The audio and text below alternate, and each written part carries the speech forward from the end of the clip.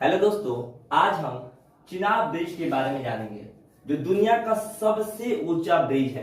उसे जानने से पहले हम जानेंगे इस चिनाब ब्रिज का नाम चिनाब क्यों पड़ा। अब उसके लोकेशन पे जानेंगे, ये ब्रिज कहाँ पर है, क्यों बनाया गया था, क्या कारण थे। तो चलिए सबसे पहले हम देखते हैं भारत के शीर्ष मुख को, यानी जो भारत का ऊपर का जो भाग है, ये जो है जिसे हम लोग क्या बोलते हैं, जम्मू कश्मीर बोलते थे। लेकिन आज क्या हो गया है कि इसके क्षेत्र को बांट दिया गया है।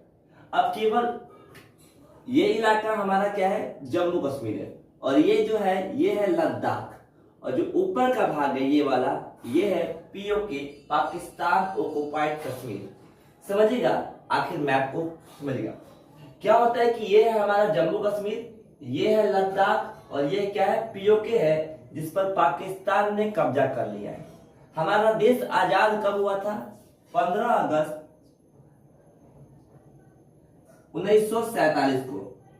जैसे हमारा देश आजाद होता है वैसे ही क्या होता है कि कुछ टाइम के बाद हर भारत का हर एक राज्य भारत में मिल जाता है, लेकिन जम्मू कश्मीर के राजा हरि सिंह भारत में विलय नहीं करते हैं। लेकिन पाकिस्तान क्या काम करता है कि इस एरिया में आकर आतंकवादी हमला करता है और वहां पे लाखों निर्दोषों को जान से मारता है। अब क्या होता है कि हरि सिंह कहां पे आते हैं, भागकर भारत आते हैं और कहते हैं कि जम्मू कश्मीर का इलाका किसको मिलेगा, भारत को। मैं भारत में जम्मू कश्मीर का विलय करता हूं। लेकिन विलय करने से पहले पाकिस्तान ने क्या काम किया कि इसके कुछ 30% हिस्से पे क्या कर लिया, कब्जा कर लिया, जिसे हम लोग पीओके बोलते हैं, पाकिस्तान ऑक्युपाइड कश्मीर बोलते हैं। और जो पाकिस्तान है इसे अलग नाम से जब बोलता है, नीचे वाले को बोलता है आजाद कश्मीर और ऊपर वाले हिस्से को बोलता है गिलगित बाल्टिस्तान। यानी पाकिस्तान अलग नाम देता है और हम लोग अलग नाम देते हैं। लेकिन याद रखें, यहाँ के जो राजा नाम था हरि सिंह, ये पूरा का पूरा क्षेत्र का विलय किसमें कर दिए थे, भारत में कर दिए थे। पहले ये पूरा क्षेत्र का नाम था जम्मू कश्मीर, लेकिन अब इसका नाम केवल ये इतना जो इलाका है, यही इसी के इलाके को हम लोग बोलते हैं जम्मू कश्मीर, ये वाला इलाका को बोलते हैं लद्दाख, और ये बोलते हैं हम पीओके, पाकिस्तान ऑक्युपाइड कश्मीर। उसके बाद अगर बात करें तो ये हमारा कुछ एशिया आपको दिख रहा होगा।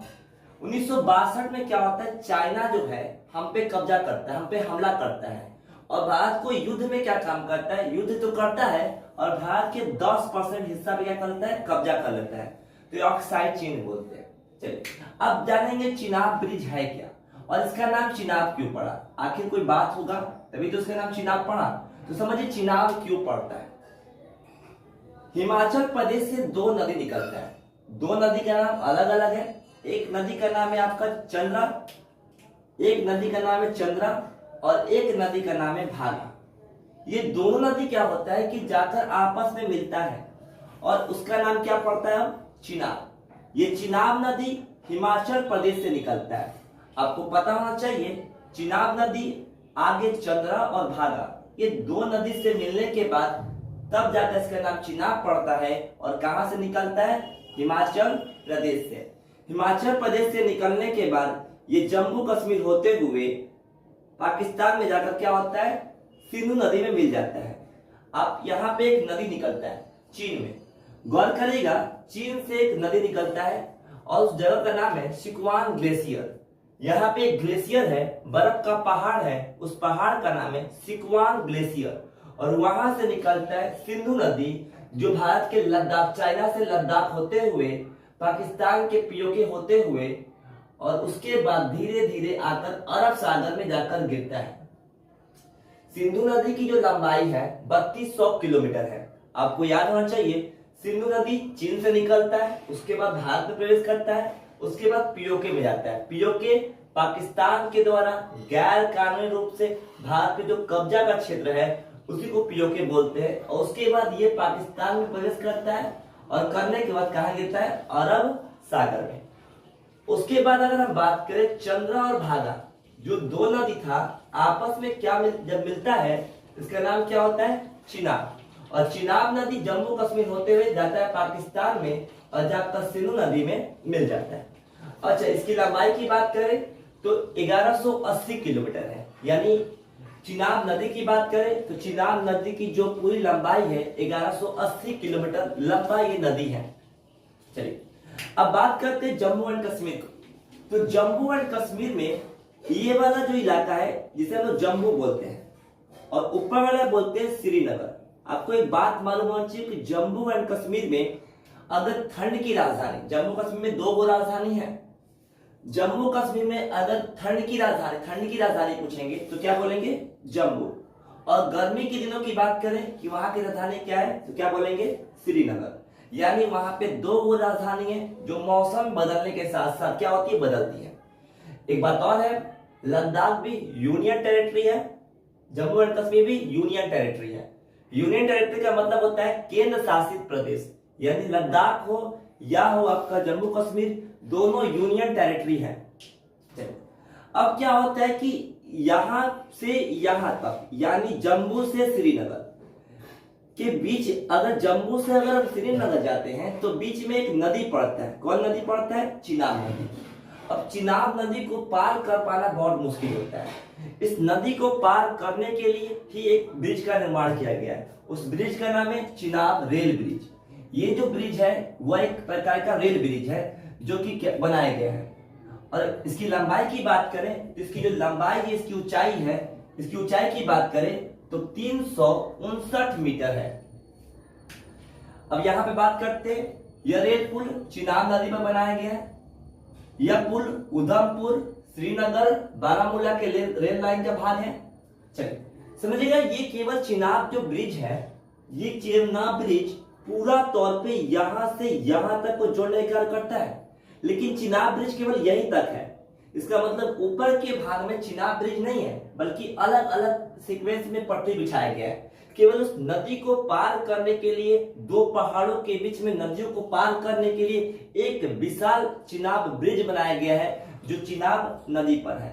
लेकिन ये केवल यहां से यहीं तक की दूरी है। आगे जाएंगे तो और भी इस ब्रिज का निर्माण किया गया है। यानी इसकी पूरी लंबाई की अगर पूरी बात की जाए तो ये उधमपुर, श्रीनगर और बारामूला, ये तीनों को जोड़ने का कार्य करता है। और आपको पता है श्रीनगर यहाँ पे है और अभी आपका ये चिनाब नदी यहाँ पे है।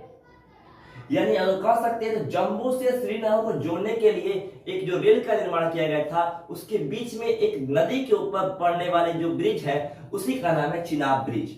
अब चिनाब ब्रिज इतना फेमस क्यों हुआ? आज लोग चिनाब ब्रिज को इतना फेमस क्यों कर रहे हैं? तो इसका बस एक खूबी क्या है कि जो एफिल टावर है उसकी जो ऊंचाई है 330 मीटर है, जो दुनिया की सबसे ऊंचाई वाला टावर है उससे भी ऊंचा यह रेलवे ब्रिज है, जिसकी ऊंचाई की बात करेंगे तो 359 मीटर है। अब ये जो पूरा ब्रिज है इसे बनाने में 25,000 टन स्टील का उपयोग किया गया है। 25,000 टन। चलिए अब बात करते हैं, अच्छा कटरा से श्रीनगर। पहले कटरा से श्रीनगर जाने में 13 घंटा का समय लगता था, लेकिन इस ब्रिज के बन जाने से 13 घंटा का सफर कितना घंटा में पूरा हो गया? केवल 3 घंटा में इससे पूरा हो चुका है। इसे बनाने में 1486 करोड़ रुपए लागत आया है। यानी चिनाब ब्रिज को पूरा निर्माण करने में 1486 करोड़ रुपया लगा है। अच्छा लंबा अवधि की बात करें तो ये कार्यकाल की बात करें तो 21 साल, यानी 21 साल से पेंडिंग ये विषय था और 21 साल बाद जाकर ये ब्रिज बन पाया है। यानी आज भारत का सपना साकार हो गया है। कश्मीर टू कन्याकुमारी, जो भारत का एक सपना था कि भारत एक देश होने के बावजूद भी अपने हर एक राज्य, अपने हर एक यूनियन टेरिटरी को रेल से नहीं जोड़ पाया था, लेकिन वो सपना पूरा हुआ और आज एक बहुत बड़े ब्रिज का निर्माण हुआ। तब जाकर आज हमारा रेलवे जाकर श्रीनगर तक पहुंच जाता है, ताकि हमारे लोग वहां पर जा सके। और साथ ही साथ ये जम्मू कश्मीर के लिए बहुत बड़ा एक तोहफा है। क्यों है? क्योंकि जम्मू कश्मीर में सेब की खेती होती है। जो सेब होता है वो एक मौसमी फल है वहां का। अगर वहां के फल को नहीं लाया जाएगा तो फल खराब हो जाता है, लेकिन रेल के बन जाने से अब तेजी से यहाँ का फल भारत के प्रत्येक राज्यों तक जाएगा, जिससे कि यहाँ के लोगों को फायदा होगा। इसके बाद बात करते हैं कि भूकंपीय क्षेत्र 5। अब ये जो ब्रिज बनाया गया है, ब्रिज का जो निर्माण किया है, ये भूकंपीय क्षेत्र में आता है। और भूकंपीय क्षेत्र की बात करें तो कम से कम ये जो ब्रिज है ये 8 तीव्रता का भूकंप आने पर भी ब्रिज गिरने वाला नहीं है। साथ ही साथ -20 डिग्री सेल्सियस तापमान पर भी इस ब्रिज को कुछ नुकसान होने वाला नहीं है। आगे बात करते हैं। आप जानते हैं बच्चा कि सिंधु जल संधि क्या है। भारत और पाकिस्तान के बीच कुछ कुछ नदियों को बांटा गया है, जिसमें से ब्यास, रावी और सतलज, इन तीनों नदियों पर किसका अधिकार है? भारत का। उसी प्रकार सिंधु, चिनाब और झेलम, इस पे किसका अधिकार है? पाकिस्तान का। आपको बात मालूम होना चाहिए कि चिनाब नदी यहाँ पे आ रहा है, तो पाकिस्तान को सबसे ज्यादा खतरा यहीं पर है। पाकिस्तान बिल्कुल नहीं चाहता है कि इस नदी के ऊपर कोई ब्रिज बने। ये पाकिस्तान पाकिस्तान को लगता है कि भारत एक गलत काम कर रहा है। लेकिन याद रखिएगा, जो सिंधु जल संधि है वो भारत को एक अधिकार देता है कि वह तीनों नदी के पानी को नहीं रोक सकता, लेकिन इस पानी पर ब्रिज बना सकता है, इस पानी से विद्युत पैदा कर सकता है, यानी ये सब कार्य कर सकता है, लेकिन पानी को नहीं रोक सकता है। इसलिए यहाँ पे कोई तरीके से भारत ने गलत काम नहीं किया है। चलिए अब बात करते हैं जम्मू कश्मीर में कितने जिले हैं। तो जम्मू एंड कश्मीर में 20 जिले हैं। जम्मू में 10 और श्रीनगर में 10। याद रखिए, जम्मू में 10 है और श्रीनगर में 10। टोटल मिला के बात की जाए तो कितने जिले आएंगे? इसमें 20 जिले आएंगे। और यहाँ की ऑफिशियल भाषा की बात करें तो कश्मीरी, डोगरी, उर्दू, गोजरी, यानी यहाँ की जो ऑफिशियल भाषा है कश्मीरी है, डोगरी है, उर्दू है। अब कोई कहेगा कि जम्मू एंड कश्मीर की राज्य भाषा क्या है? तो जम्मू एंड कश्मीर की जो राज्य भाषा है वो क्या है? उर्दू है। आपको ये मालूम होना चाहिए, वहां की राज्य भाषा उर्दू है। अच्छा, क्वेश्चन बनता है कि भारत की राष्ट्रीय भाषा क्या है? तो भारत की कोई राष्ट्रभाषा नहीं है, बल्कि भारत की राज्य भाषा है और वो है हिंदी। चलिए आगे बात करते हैं। उसके बाद अगर बात करें तो जो इसकी ऊंचाई है बताया है 359 है और एफिल टावर की ऊंचाई कितनी है? 330। यानी एफिल टावर से भी ऊंचा ये हमारा क्या है? ब्रिज है, जो आपको यहाँ पे फिगर में दिखाई दे रहा होगा। तो मिलते हैं अगले वीडियो में, तब तक के लिए धन्यवाद।